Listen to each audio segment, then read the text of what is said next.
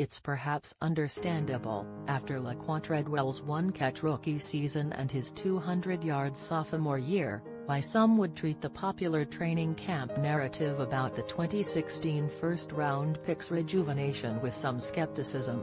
The proof of Treadwell's improvement, in his final year before the Vikings have to make a decision on his fifth-year option, will come during the regular season. Until then, it might be fair to contextualize his success in camp and the preseason. After an off-season where the 23-year-old said he benefited from having a better team around him, however, Treadwell has started to provide glimpses of his potential impact that were harder to find in years 1 and 2. He made an impressive red zone grab in practice on Wednesday, beating his man off the line and leaping for a Kirk Cousins throw to the back of the end zone for a touchdown.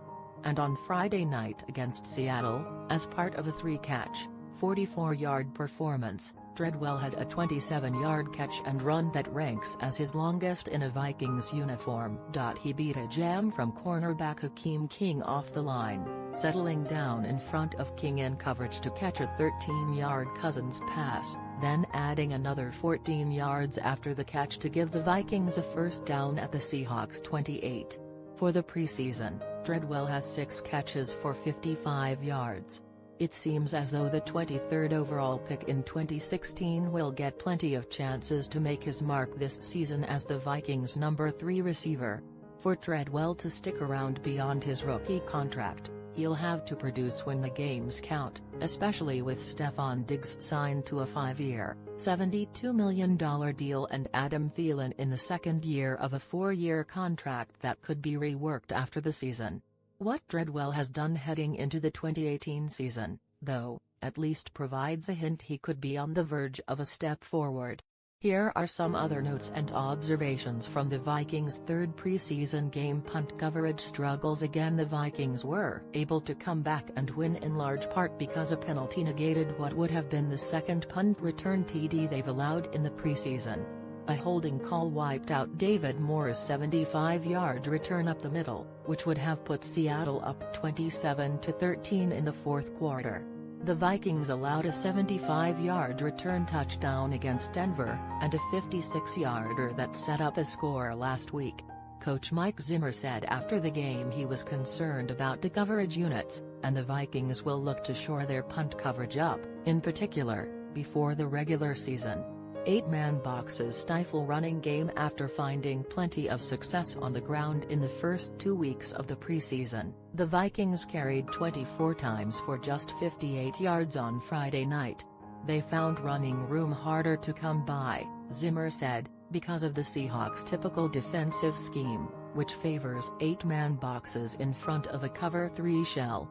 You're going to have to get a hat on a hat and the back is going to have to beat a guy, he said. Playing those kind of teams when you're running, it's always going to be a hard day of going. I'm not concerned.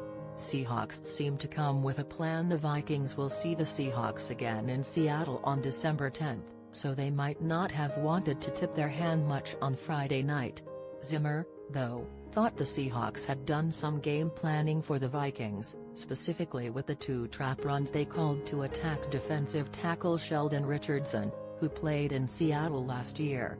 It's pretty obvious they game planned us because some of the plays that they had in there, which is fine, Zimmer said. I don't care if they game plan or don't game plan, but they were running. They ran 3 screens, they ran their flash play. The tight end came up inside, you know, and they've never done that. They were doing that to attack and then the 2 traps to attack Sheldon, Richardson.